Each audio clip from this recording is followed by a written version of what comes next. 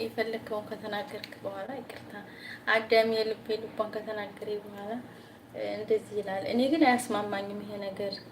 እኔ ቅርብ ያለው ችግር የለም። ይብላኝ ለወለደህ ያገባስ ይፈታሻል ነው። ይብላኝ ለወለደሽ ያገባስ ይፈታሻል ነው የሚባለው ተረፉ። እኔስ ችግር የለውም። የፈለከውን ማለት መብት ነው።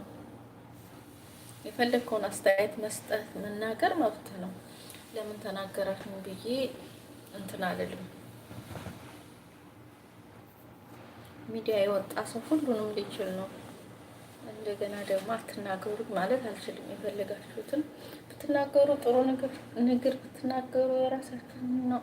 ያኔ ለራሳችሁ ነው። መጥፎ ብትናገሩ ደግሞ ራሳችሁ ነው እንትን የሚያስብላችሁ እንጂ ምንም አንተ ስለተናገርከኝ ዝቅ ስላደረከኝ ምንም የሚቀንስብኝም የሚጨምርልኝም ነገር የለም።